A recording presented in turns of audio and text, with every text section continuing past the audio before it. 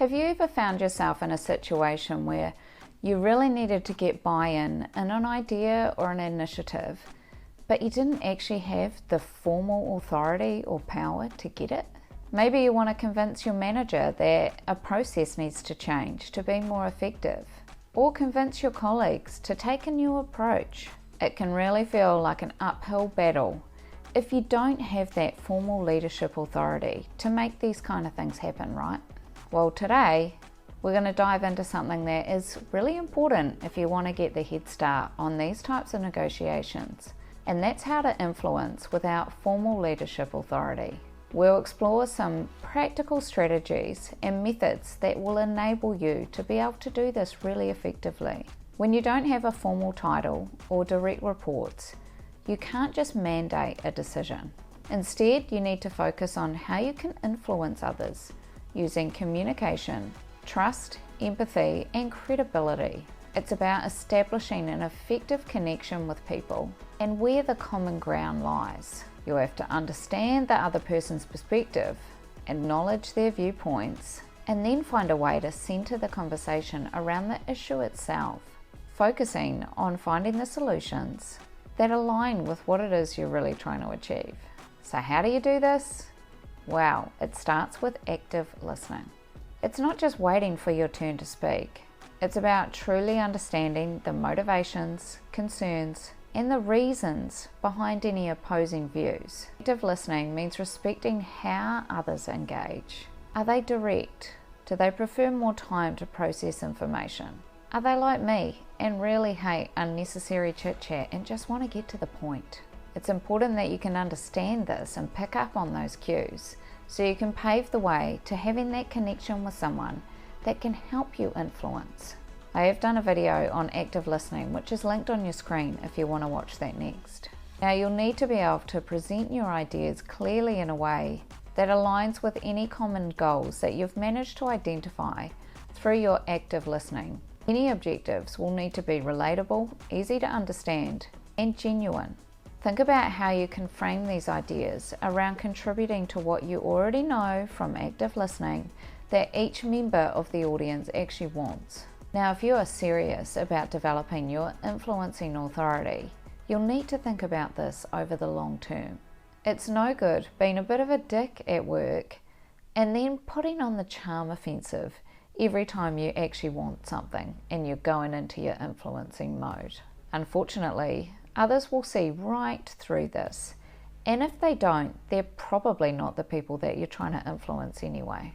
Before we dive into some really specific approaches, let's just have a wee think and a self-reflection. Think about when you're in a situation where you want to influence somebody else's viewpoint. What are some strengths that you already know about yourself?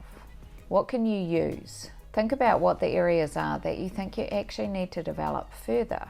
Try and recall a situation where you did successfully influence somebody. Think about a situation where someone else influenced you and changed your viewpoint on something. How did they approach you? What did they do to build a relationship, find common ground, and present their idea? Now let's explore some specific approaches that can significantly support you in influencing others without authority. Our first approach comes from the research of scientist Dave Brockman, who emphasizes deep listening and empathetic engagement. His findings suggest that truly accepting the other person, listening intently, and making a genuine human connection can open doors to constructive dialogue. Instead of focusing solely on the perfect argument and bombarding them with data, prioritize being a good listener and make the other person feel comfortable talking to you and hearing from you. Brookman recommends deep canvassing. This is about building a collaborative dialogue. This approach can bypass the defensiveness that often arises when we feel like we're being argued with. So how to engage with deep canvassing? Firstly, listen deeply and sincerely to the other person's perspective. Show genuine curiosity. Ask sensitive questions and make it a collaborative dialogue where you're really open-minded to their point of view. Share stories of authentic experiences that humanize the situation for both of you. This helps build empathy and understanding. Embrace dialogue and engage in ongoing conversations to really foster that understanding. So let's reflect on this deep canvassing approach. What parts of deep canvassing really resonate with you? I know for me, it's that listening deeply and sincerely. Actually taking a breath and concentrating on what somebody is truly saying and not just formulating in my head what I think I'm going to say next. Takes a lot of practice, but it's something that I think really helps make you a great leader or potential influencer, even if you don't have a leadership title. Can you think of a time where someone genuinely listened to your perspective and made you feel heard? Do you remember the effect of that and the lasting feeling that you had about it?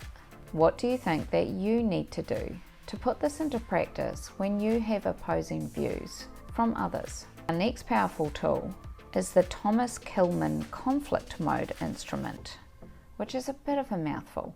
So we'll just use TKI. This was developed by Kenneth Thomas and Ralph Kilmann.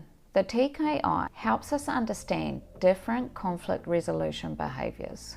It identifies 5 distinct conflict handling modes. Each has its own characteristics and potential outcomes. Understanding these modes and your own preferred style can be incredibly valuable, particularly when you're trying to adapt your approach to influence others. So the 5 modes are, firstly, competing. This mode is assertive and uncooperative, prioritizing personal goals above others' concerns. The aim is to win. The second one is collaborating. This is characterized by high assertiveness and high cooperation. This mode seeks mutually beneficial solutions by openly addressing everyone's concerns. The third one is compromising. This involves a moderate level of both assertiveness and cooperation, seeking a middle ground through concessions and negotiation. Fourth is avoiding. This is low in both assertiveness and cooperation. This mode involves sidestepping or postponing conflicts, often to try and maintain harmony or buy time. The last one is accommodating. This is high in cooperation but low in assertiveness.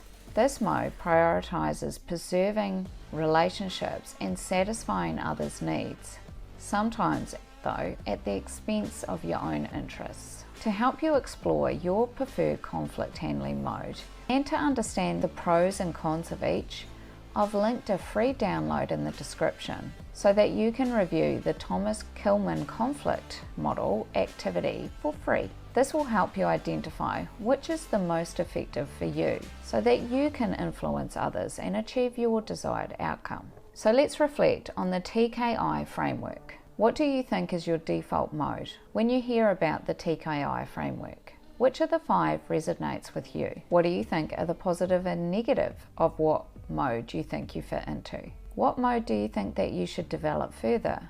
Influencing without authority is a skill that takes practice and self-awareness. Hopefully the tools we've talked through today and the free download linked in the description can help you with this. And if you found this video helpful, please like and subscribe. And thanks very much for watching.